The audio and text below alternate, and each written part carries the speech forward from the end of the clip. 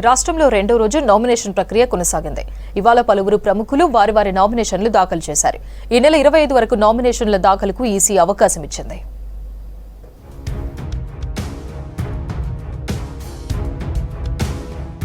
Mahabub Nagar parliament నియోజకవర్గం స్థానానికి Congress party Lok Sabha అభ్యర్థిగా చల్లా వంశీచంద్ రెడ్డి నామినేషన్ దాఖలు చేశారు. రిటర్నింగ్ అధికారి జిల్లా కలెక్టర్ జి రవినాయక్ 2 సెట్ల నామినేషన్ పత్రాలు సమర్పించారు.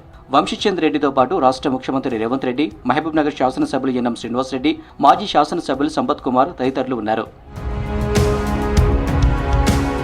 పెద్దపల్లి పార్లమెంటు నియోజకవర్గం కాంగ్రెస్ అభ్యర్థిగా మొదటి సెట్ నామినేషన్ వేశారు గడ్డం వంశీకృష్ణ. చెన్నూరు ఎమ్మెల్యే వివేక్ వెంకటస్వామి, ఆయన సతీమణి సరోజ, పెద్దపల్లి ఎమ్మెల్యే విజయ రమణరావు, రామగుండం ఎమ్మెల్యే మక్కన్ సింగ్ రాజ్ ఠాకూర్, ప్రభుత్వ whip Dharmapur MLA Adluri Laxman Kumar nomination కార్యక్రమానికి హాజరయ్యారు. నామినేషన్కు ముందు మంచిర్యాలలోని లక్ష్మీ గణపతి ఓంకారేశ్వర స్వామి పంచముఖ హనుమాన్ ఆలయంలో పూజలు చేశారు వంశీకృష్ణ. చెన్నూరు పట్టణంలోనూ కాంగ్రెస్ నేతలు వంశీ గెలుపు కోసం పూజలు చేశారు.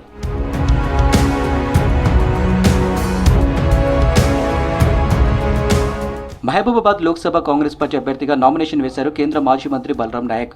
నామినేషన్ వేసే ముందు కుటుంబ సభ్యులతో కలిసి రామమందిరంలో ప్రత్యేక పూజలు చేశారు. తర్వాత ఒక సెట్ నామినేషన్ పత్రాలను రిటర్నింగ్ ఎన్నికల అధికారికి ఇచ్చారు.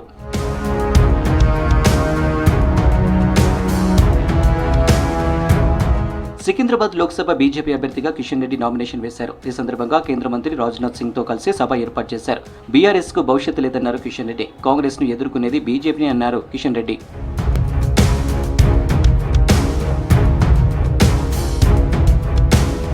రాష్ట్ర వ్యాప్తంగా 17 ఎంపీ సీట్లకు నామినేషన్లు స్వీకరిస్తున్నారు. ఏప్రిల్ 25 వరకు నామినేషన్ల దాఖలుకు గడువు ఉంది. ఏప్రిల్ 26న నామినేషన్ల పరిశీలన, 29 వరకు నామినేషన్ల విత్డ్రాకు అవకాశం ఇచ్చింది ఈసీ.